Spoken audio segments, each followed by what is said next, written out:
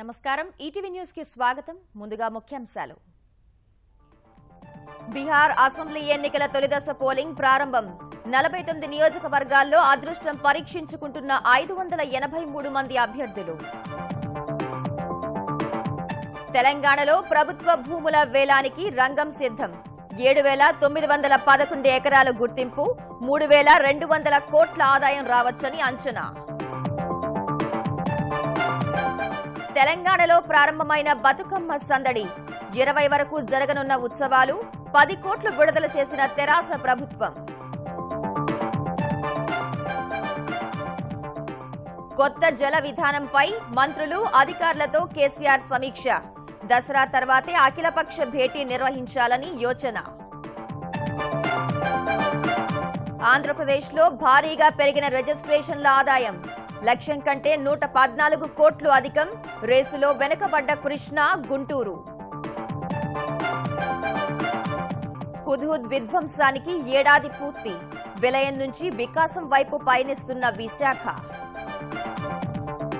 కేంద్రంపై కొనసాగుతున్న సాహితీవేత్తల నిరసన అకాడమీ అవార్డులు తిరస్కరించిన మరో 6 సభ్యత్వానికి కన్నడ రచయిత రాజీనామా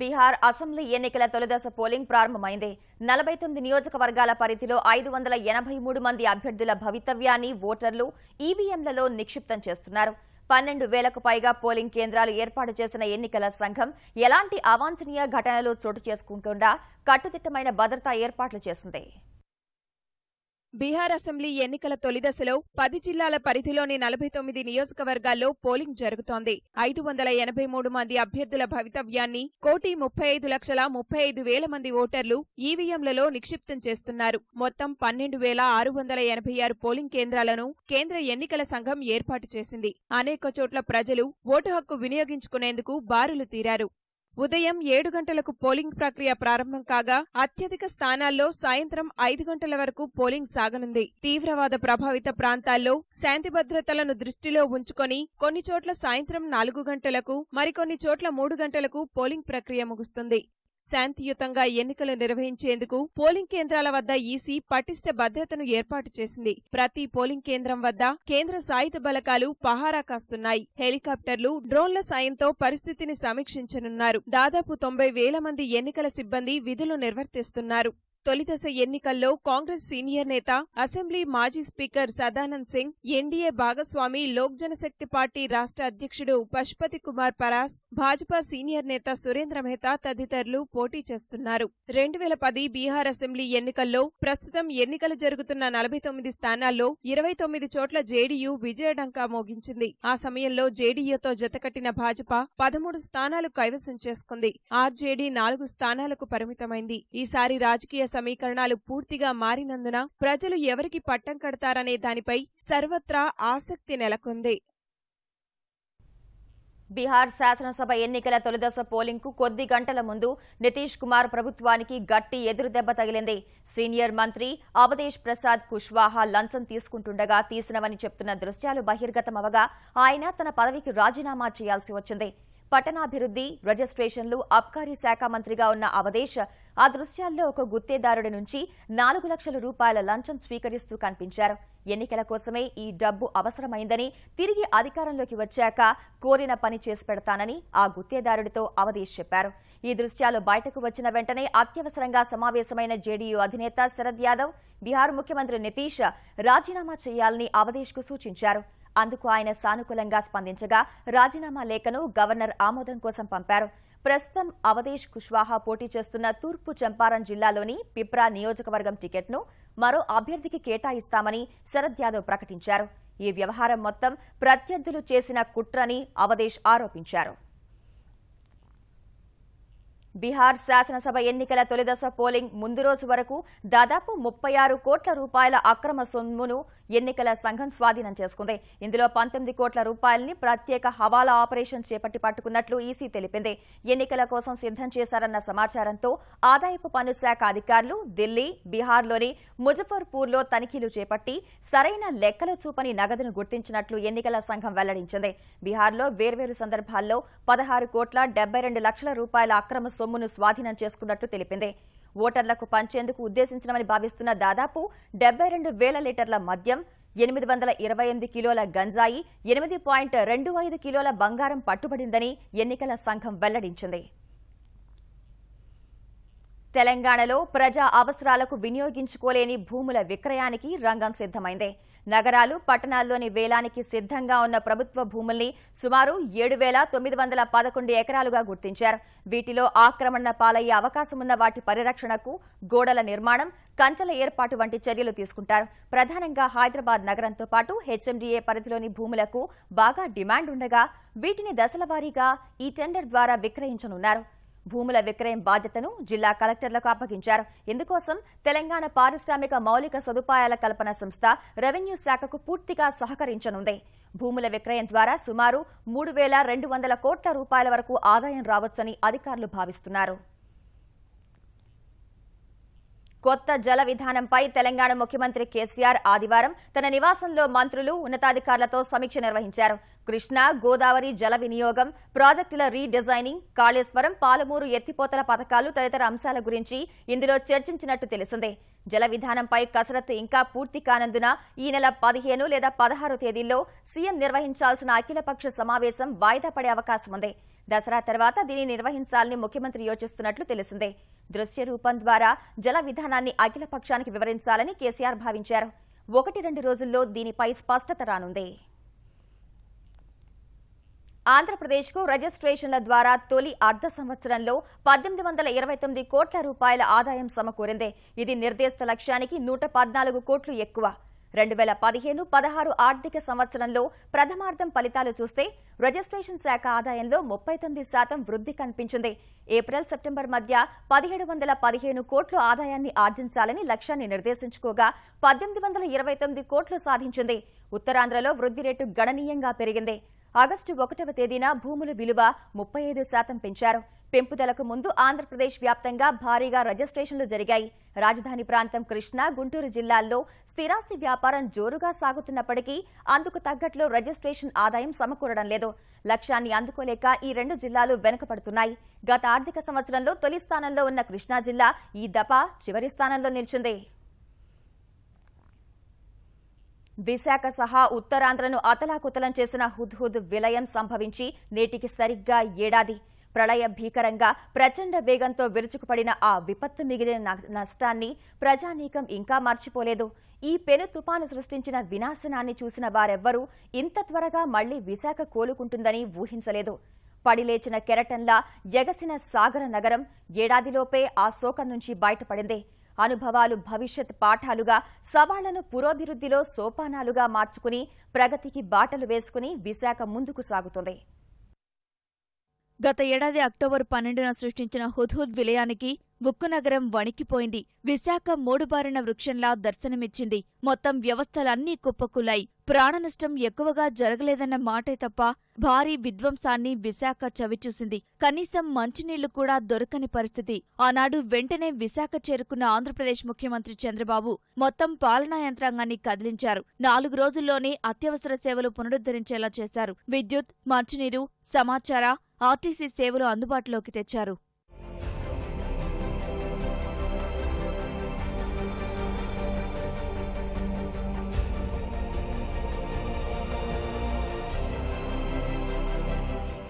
హుద్హుద్ విలయం నుంచి విశాఖ కోలుకున్న తీరు స్ఫూర్తిదాయకం. తుపాను బీభత్సం తర్వాత సాధారణ పరిస్థితులు నెలకొనడానికి 27.62 కోట్లు ఖర్చు చేసిన ప్రభుత్వం యుద్ధ ప్రాతిపదికన చర్యలు చేపట్టింది.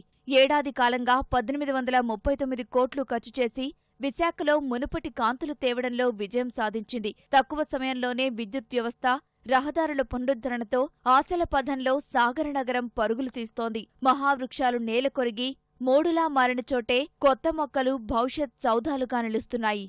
ఎప్పుడూ పర్యాటకులతో కళకళలాడే వుడా పార్క్, కైలాసగిరి ప్రాంతాలు తుపాను ధాటికి తీవ్రంగా దెబ్బతినగా అక్కడ విస్తృతంగా సాగిన పునరుద్ధరణ కృషితో మళ్లీ పచ్చదనం ప్రభవిస్తోంది. నాడు సముద్రపు కెరటాల ధాటికి కోస్టల్ బ్యాటరీ వద్ద తీవ్రంగా దెబ్బతిన్న బీచ్ రోడ్ నేడు కొత్తదనంతో అద్దంలా మెరుస్తూ విశాఖ ఆత్మవిశ్వాసాన్ని ప్రతిబింబిస్తోంది. హుద్హుద్ గాలులకు పైకప్పు ఎగిరిపోయి రాడార్ వ్యవస్థ ధ్వంసమై కళావిహీనంగా మారిన విశాఖ విమానాశ్రయం మళ్లీ పూర్వవైభవం సంతరించుకుంది. 25,651 విద్యుత్ స్తంభాలు నేలకొరిగి 40,000 వీధి దీపాలు ధ్వంసమై చీకట్లు అలుముకున్న చోట ఇప్పుడు ఎల్ఈడీ కాంతులు భవిష్యత్కు దారి చూపుతున్నాయి. తీవ్రంగా దెబ్బతిన్న పారిశ్రామిక రంగం కూడా గాడిన పడింది. ఒక్క చిన్న పరిశ్రమ కూడా మూతపడకపోవడమే అందుకు నిదర్శనం. విశాఖ నగరంలో 150,000 మొక్కలు నేలకొరగ్గా వీటి స్థానంలో 90,000 మొక్కలు నాటారు. విశాఖకే తలమానికమైన ఉక్కు కర్మాగారం హుద్హుద్ నష్టం నుంచి ఏడాదిలోనే కోలుకుంది. ఉక్కు సంకల్పంతో సాగర నగరం బంగారు భవిష్యత్ను నిర్మించుకుంటోంది.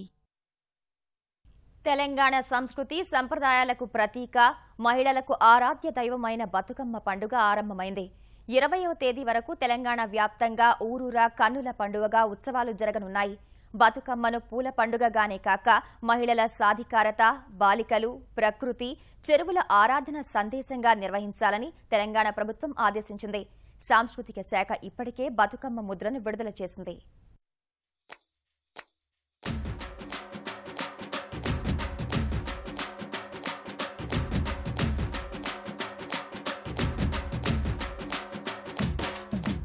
బతుకమ్మను వైభవంగా నిర్వహించేందుకు తెలంగాణ ప్రభుత్వం అన్ని ఏర్పాట్లు చేసింది. ఉత్సవాల నిర్వహణ కోసం 10 కోట్ల రూపాయలను విడుదల చేసింది. గత ఏడాది కంటే ఘనంగా ఈసారి ఉత్సవాలు జరపాలన్న తెలంగాణ ముఖ్యమంత్రి కేసీఆర్ ఆదేశాల మేరకు అధికారులు అన్ని చర్యలు చేపట్టారు.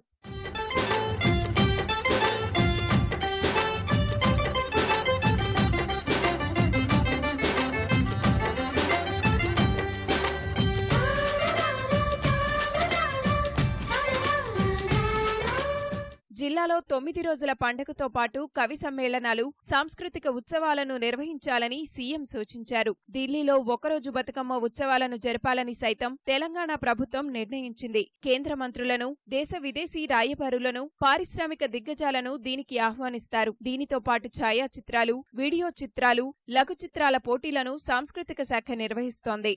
బతుకమ్మ బతుకమ్మ ఉయ్యాలో బంగారు బతుకమ్మ ఉయ్యాలో, బతుకమ్మ బతుకమ్మ ఉయ్యాలో బంగారు బతుకమ్మ ఉయ్యాలో, ఆనాటి కాలాన ఉయ్యాలో ధర్మాంగుడను రాజు ఉయ్యాలో, ఆ రాజు భార్యయు ఉయ్యాలో అతి సత్యవతి అన్రు ఉయ్యాలో.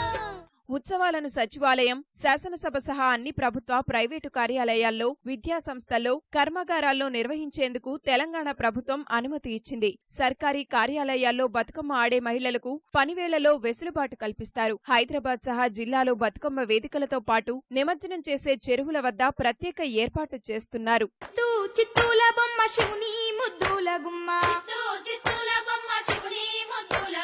బంగారు బొమ్మ దొరికే నమ్మో ఈ వాడలోనా,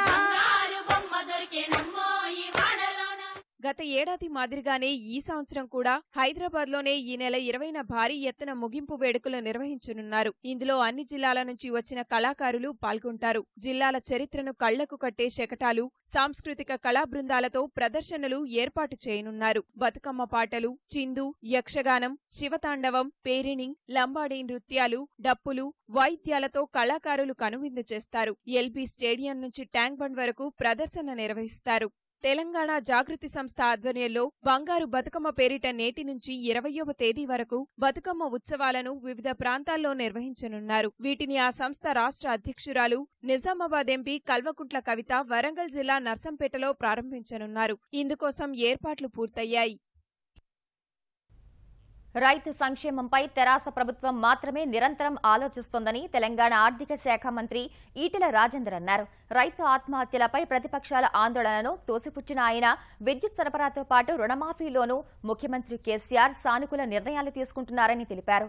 100% రాయితీపై బిందు సేద్యం పరికరాల మంజూరు, 3 ఎకరాల వరకు గ్రీన్ హౌస్ సాగుపై 75% పైగా రాయితీ వంటి పథకాలు అమలు చేస్తున్నట్టు తెలిపారు.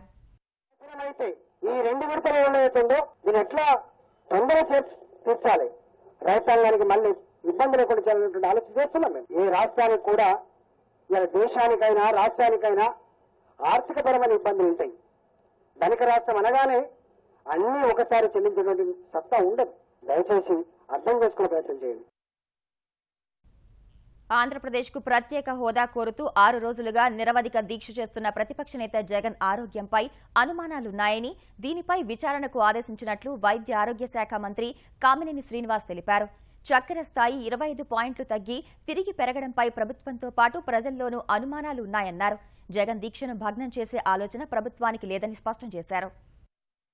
హాస్పిటల్లో డాక్టర్స్ తోనూ అన్నారు 1 or 2 పాయింట్స్ తేడా ఉండొచ్చు, కానీ ఒక్కసారి 24-25 పాయింట్లు పడిపోయి మళ్ళా 25 పాయింట్లు పడుతూ అనేది కొంచెం ఎందుకు జరిగింది అనేది యాజ్ ఏ డాక్టర్ గా నాకు కానీ వాళ్ళు కూడా ప్రాపర్ గా చెప్పలేకపోతున్నారు ఎందుకు జరిగింది అట్లా డిక్లైన్ అనేది. ఆ డాక్టర్ కూడా పిలిపించి చూసి కనుక్కుని తప్పకుండా ప్రభుత్వం క్లోజ్ గా మానిటర్ చేస్తూ ఉంటుంది. ఆంధ్రప్రదేశ్కు ప్రత్యేక రాష్ట్ర హోదా కోరుతూ దీక్ష చేస్తున్న ప్రతిపక్ష నేత జగన్ తనకు పనిచేయని పరికరాలతో వైద్య పరీక్షలు చేస్తున్నారంటూ ప్రభుత్వంపై మండిపడ్డారు. ఆరోగ్య బులెటిన్ విడుదల చేయకపోవడాన్ని తీవ్రంగా తప్పుపట్టారు. ఆదివారం రాత్రి వైద్య పరీక్షలు నిర్వహించే సమయంలో ప్రభుత్వ వైద్యులు వెంట తెచ్చిన యంత్రంలో చక్కెర స్థాయి 88 మిల్లీగ్రాములుంటే ప్రైవేటు వైద్యులు తెచ్చిన యంత్రంలో 77 మిల్లీగ్రాములున్నట్లు నిర్ధారణ అయిందన్నారు. ప్రభుత్వ వైద్య వ్యవస్థను ఉపయోగించుకుని ముఖ్యమంత్రి తనపై విమర్శలు చేయడాన్ని ఖండించారు. అందరి సమక్షంలో తాను వైద్య పరీక్షలు చేయించుకుని ప్రజలకు వాస్తవాలు తెలియజేస్తానని చెప్పారు. ప్రతిపక్ష నేత జగన్ భోగాపురం విమానాశ్రయం విషయంలో అసత్యాలు ప్రచారం చేస్తున్నారని ఆంధ్రప్రదేశ్ మానవ వనరుల శాఖ మంత్రి గంటా శ్రీనివాసరావు విమర్శించారు. భోగాపురం విమానాశ్రయ భూసేకరణపై విశాఖ, విజయనగరం జిల్లా అధికారులు, ప్రజాప్రతినిధులతో విశాఖ ప్రభుత్వ అతిథి గృహంలో సమీక్ష నిర్వహించిన ఆయన భోగాపురం పరిసరాల్లో తనకు సెంటు భూమి ఉందని నిరూపించినా శాశ్వతంగా రాజకీయాల నుంచి తప్పుకుంటానని సవాల్ విసిరారు. విమానాశ్రయానికి భూసేకరణ దిశగా మెరుగైన ప్యాకేజీపై కొన్ని ప్రతిపాదనలు సిద్ధం చేశామన్న గంటా ముఖ్యమంత్రి అనుమతి పొందితే ప్రక్రియను వేగవంతం చేస్తామని తెలిపారు. 1 నెలలోనే భూసేకరణను పూర్తి చేయాలని లక్ష్యంగా పెట్టుకున్నామని స్పష్టం చేశారు. వాళ్ళ నాన్నగారు రాజశేఖర రెడ్డి గారు ముఖ్యమంత్రిగా ఉండగా కడపలో బ్రాహ్మణి స్టీల్స్ వాళ్ళది ఒక ఉక్కు ఫ్యాక్టరీ కోసం అక్కడ ఇనాగ్రేషన్కి వెళ్ళి ఆ డయాస్ మీదనే ఆ బ్రాహ్మణి స్టీల్స్ వాళ్ళు మాకు ఒక ఎయిర్పోర్ట్ కావాలి, ఇక్కడ ప్రైవేట్ ఎయిర్పోర్ట్ లాంటిదంటే టేబుల్ మీదే ఉండి అప్పటికప్పుడు 4164 ఎకరాలు ఒక ఎయిర్పోర్ట్ ప్రైవేట్ వ్యక్తి అడిగితే ఒక ఎయిర్పోర్ట్ కి అక్కడ డిక్లేర్ చేసి ఇచ్చేశాడు. అది జగన్మోహన్ రెడ్డి గారికి తప్పుగా కనిపించలా. ఒక ఇంటర్నేషనల్ ఎయిర్పోర్ట్ వైజాగ్ కి ఆల్టర్నేటివ్ గా భోగాపురంలో చేస్తున్న ఎయిర్పోర్ట్ లో 5000 ఎకరాలు భూసేకరణ చేస్తామంటే అది చాలా విడ్డూరంగా ఉంది ఆయనకి. తెలంగాణలో రూపాయికే ఇస్తున్న రేషన్ బియ్యాన్ని పాలిష్ చేసి విక్రయించే మాఫియా తయారైందని తెలుగుదేశం కార్యనిర్వాహక అధ్యక్షుడు రేవంత్ రెడ్డి ఆరోపించారు. వసతి గృహాలకు మధ్యాహ్న భోజనం పథకానికి 8 రకాల సన్న బియ్యం పంపిణీ చేయాల్సి ఉండగా దొడ్డు బియ్యాన్ని సరఫరా చేస్తున్నారని విమర్శించారు. ఈ వ్యవహారంపై విజిలెన్స్ విచారణ జరిపిస్తే ప్రభుత్వ పెద్దల పాత్ర బయటపడుతుందని ఆయన హైదరాబాద్లో వ్యాఖ్యానించారు. ఆ గుమస్తా తెలంగాణ పత్రికకు సంబంధించిన కీలకమైన వ్యక్తి బంధువు ఈరోజు ఈ కుంభకోణం వెనకాల ఉన్నాడు. ఈరోజు ఈ అంశాలన్నీ కూడా ముఖ్యమంత్రి గారికి తెలియకుండా జరుగుతున్నాయని నేను అనుకోవడం లేదు. దేశ భవిష్యత్తుకు సంబంధించిన విద్యార్థుల జీవితాలతో ఈ రాష్ట్ర ప్రభుత్వం చెలగాటమాడుతుంది. సొమ్ము సంపాదించుకోవాలనే ఆశ, దురాశ ఉన్నది. మహబూబ్ నగర్ జిల్లాలో ఓ ఇంటి స్థల వివాదం 2 ప్రాణాలు తీసింది. భూమి తమకు కాకుండా పోతోందనే మనస్తాపంతో తండ్రి, తనయులు ఆత్మహత్యాయత్నం చేశారు. గొల్లపల్లికి చెందిన వెంకటయ్య అనే ఓ కుల సంఘం నేత సంబంధిత స్థలాన్ని గతంలో గ్రామానికి చెందిన ఓ వ్యక్తి నుంచి కొనుగోలు చేశానని చెప్పాడు. వెంకటయ్య స్థలం కొన్నట్లు కాగితంపై రాసి ఉంది కానీ రిజిస్ట్రేషన్ చేయలేదు. ఇదే అదనుగా కుల సంఘం పెద్దలు స్థలం కుల సంఘానిదేనంటూ భవన నిర్మాణం మొదలుపెట్టారు. ఏం చేయాలో పాలుపోక వెంకటయ్య, ఆయన 9 కొడుకులు తహసీల్దార్తో పాటు జడ్చర్ల పోలీసుల్ని ఆశ్రయించారు. సోమవారం నిజ నిర్ధారణ చేస్తామని అధికారులు వారికి చెప్పారు. ఈలోగా జాగా తమకు ఎక్కడ దక్కకుండా పోతుందో అని భయపడ్డ వెంకటయ్య 9 కుమారులతో కలిసి జడ్చర్లలోని తెరాస నేత ఇర్ఫాన్ ఇంటికెళ్లి స్థలం తమకు వచ్చేలా చూడాలని ఆర్థరించారు. అధికారులు విచారణ జరుపుతారని ఇర్ఫాన్ చెప్పారని అక్కడి వారంటున్నారు. అనంతరం తీవ్ర మనస్తాపం చెందిన వెంకటయ్య 9 కుమారులతో కలిసి పురుగుమందు సేవించారు. వెంటనే వారిని స్థానిక ఆసుపత్రికి, అక్కడి నుంచి జిల్లా దవాఖానాకు తరలించారు. శ్రీశైలం, మహేష్ అనే ఇద్దరు కుమారులు జిల్లా ఆసుపత్రిలో మృతి చెందగా వెంకటయ్యతో పాటు మిగతా ఇద్దరిని మెరుగైన వైద్యం కోసం హైదరాబాద్ తరలించారు. శ్రీశైలం భార్య ఫిర్యాదు మేరకు జడ్చర్ల పోలీసులు 13 మందిపై కేసు నమోదు చేశారు. కన్నడ రచయిత హేతువాది ఎంఎం కల్బుర్గి హత్య, దాద్రి గోమాంసం ఘటనపై సాహితీ లోకం నిరసన అంతకంతకు తీవ్రతరమవుతోంది. దేశంలో పరమత ద్వేషం పెరుగుతూ మతతత్వ వాతావరణం నెలకొంటుందని ఆరోపిస్తూ ప్రతిష్టాత్మక సాహితీ పురస్కారాలను తిరిగి చేసిన ప్రముఖ సాహితీవేత్తల జాబితాలో మరో 6 చేరారు. ఇప్పటికే పురస్కారాలు వెనక్కిచ్చిన నయన్తారా సెహగల్, అశోక్ వాజ్పేయికి సంఘీభావం తెలుపుతూ తాను అదే బాటలో పయనిస్తున్నట్లు గుజరాతీ రచయిత గణేష్ దేవి ప్రకటించారు. ఢిల్లీకి చెందిన రచయిత అమన్ సేఠి, ప్రముఖ కన్నడ రచయిత కుం వీరభద్రప్ప, పంజాబ్కు చెందిన సాహితీవేత్తలు గుర్బచన్ భుల్లర్, అజ్మేర్ సింగ్ ఔలక్, అతంజిత్ సింగ్ సైతం సాహితీ పురస్కారాలను తిరిగిచ్చేస్తున్నట్లు వెల్లడించారు. రచయితలపై జరుగుతున్న దాడులపై సాహిత్య పరిషత్ స్పందించాలని డిమాండ్ చేశారు. పురస్కారాలు తిరిగిచ్చిన రచయితలకు మద్దతు తెలుపుతూ కన్నడ రచయిత అరవింద్ మలగట్టి సాహిత్య పరిషత్ సర్వసభ్య మండలికి రాజీనామా చేశారు. జోర్డాన్ రాజధాని అమన్లో మహాత్మాగాంధీ వీధిని రాష్ట్రపతి ప్రణబ్ ముఖర్జీ ప్రారంభించారు. సజ్గజ్ లౌల్ వీధిలో కొంత భాగానికి గాంధీ పేరు పెట్టడం ద్వారా బాపూజీ తమ హృదయాల్లోనే కాక శాంతి పోరాట చరిత్రతో అనుసంధానమై ఉన్నారన్న విషయాన్ని స్పష్టం చేయదలిచినట్లు అమ్మన్ మేయర్ అఖిల్ బెల్ తాగి చెప్పారు. 2 దేశాల మైత్రిని మరింత దృఢపరిచేలా జోర్డాన్ చూపిన చొరవను రాష్ట్రపతి ప్రణబ్ కొనియాడారు. అంతకుముందు కీలక రంగాల్లో పరస్పర సహకారానికి సంబంధించి ప్రణబ్ సమక్షంలో భారత్, జోర్డాన్ 6 ఒప్పందాలు కుదుర్చుకున్నాయి. రాష్ట్రపతి ప్రణబ్ను జోర్డాన్ విశ్వవిద్యాలయం గౌరవ డాక్టరేట్తో సత్కరించింది. ఈటీవీ న్యూస్ సమాప్తం. నమస్కారం.